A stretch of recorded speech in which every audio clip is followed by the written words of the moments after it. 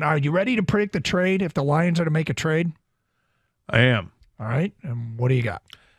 This is going to sound like a little bit of a cop-out, but it's between two players. And the reason is because I don't know which one that the Commanders are going to try to focus on giving the franchise tag to. But they have two defensive ends, Montez Sweat and Chase Young. I can't see them signing both guys, so one of them they're going to let go. So the one that they're willing to let go is the one that gets moved here, and I think it's moved here for a second-round pick. And which one do you think it'll be? Montez Sweat. Okay. I got the same team. I got Chase Young, and I think it's for a second-round pick. And I prefer Montez Sweat. I want Montez Sweat. I think that's why I said it. But I think, I think that's why the Lions get Chase Young, is because if I'm in the Commanders' position, and the Commanders, after yesterday's loss, they're 0-3 in the division, fading a little bit, having that bitter pill of reality to swallow that they are not going to likely compete in this division this year. So rather than lose one of these guys, move on from them. If I were the Commanders, I'd want Montez Sweat more than I want Chase Young. So I think who's made available to the Lions, they don't get to choose who Washington says they'll move from.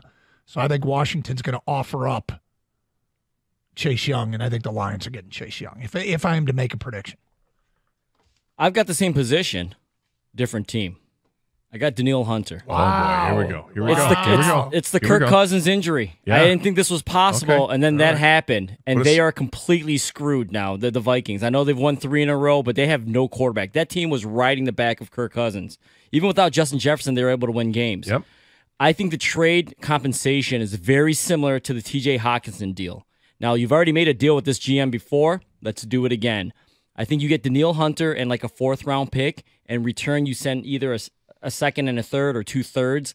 I think that's the deal that gets done. Because both guys were coming off, they're going to be free agents. Like TJ Hawkinson had to sign his contract this offseason. And then Danielle Hunter is going to be, on the market. So I think it's going to be very similar to the Hawkinson deal. Maybe not as costly, though. I think Brad Holmes works his magic in the division again. I like where your head's at. I like your deal better than my deal.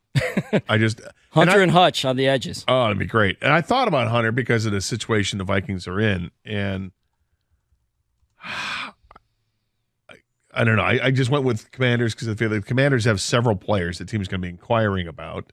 There was a rumor that the Bears had offered up a 3rd-round pick for Montez Sweat. Obviously, that's not going to get it done. So we'll see. We're all agreed the same position. Okay. 3 different players. The one thing you said, you don't think it's going to cost as much as Hutch did? Hawkinson. I'm sorry, Hawkinson, my bad, yeah. Which was a second and a third. The Vikings got back a 4th and a conditional 4th. So you think you can, and I'm skeptical that you can get Danielle Hunter for less than a 1st. I think 2nd and 3rd might get it done because they have Danielle Hunter's leaving. Okay, they're probably not going to have a quarterback next year. Now they need ammunition to get their next quarterback. So I think if it's a 2nd and 3rd, which is the same deal Hawkinson got, you're thinking it has to be a 1st. I'm not so sure. I think they get desperate because they can use that 2nd and 3rd to move back into the 1st, whatever it is. I think at this point they know they have no quarterback coming next year.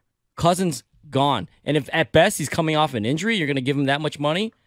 I think they know they're moving forward with a new quarterback. Yeah, and if you're the Vikings, if you need to get a quarterback, the best way to do it through the draft. If all of a sudden the Vikings go in the tank because they don't have Cousins, and you're right, he kept them afloat. Period. If Jared Hall's going to go the rest of the way, or Colt McCoy or Sean Mannion, come on, go out and get Colt McCoy or something. You're not going to win many games, and this upcoming draft looks like it's stacked with a bunch of 1st-round quarterbacks, and if the Vikings are picking in the top 10, then they can get their guy. But how do you ensure that you get in the top 10? You're already decimated offensively. We'll give up our piece on defense, and now we're totally done. What if we combine that talk with, and look, Danielle Hunter is awfully enticing. The reason I didn't go there is because I thought the price tag would be too much. If the price tag's what you think it might be, like a second and a third, yeah, I would jump all over that. Now, again, I would be stunned, but if they were to make a move like that, I would again think our guy's a ninja. What if they're a team that wants Hendon Hooker? See, that's where they could get their quarterback. Right. I mean, I only bring that up because of the Randy Mueller piece in The Athletic saying, look, I evaluated Hendon Hooker out of Tennessee as a first-round talent that was only available for obvious reasons because of the injury. But if a team is looking for a future asset from the Lions and the Lions are an enthusiastic team to make a trade, he would be asking about getting Hendon Hooker. But the Vikings, do you want to take a chance on Hooker, or do you want to take a chance on landing Drake May? Or any of the other quarterbacks that might be out there, or like J.J. McCarthy, Quinn Ewers, Penix. whoever, right? Penix, yep. Well, I mean, it's the chance. It's the chance. And maybe Hendon Hooker, you get him anyway and still go after. But the draft has to fall your way. Like you can prepare and say we're going after Drake May or Caleb Williams or Michael Penix or J.J. McCarthy or whomever, but the draft still needs to fall your way. Look, I don't want to give up Hooker, so I'm looking for other reasons here. But is Hooker's age, does that come into play too at this point? I mean, for teams wanting to trade for him? It's not going to surprise anybody. Everybody No, knows it's not how going to old he surprise is, them, so- right? But the fact is that you'd get him, and he still hasn't played a down, hasn't taken a snap in training camp, hasn't played a second of preseason football. So he'd be on the same playing field as whoever you draft. But the guy you draft is 3 years younger. One thing about the Vikings, too, is they don't have a third-round pick next year.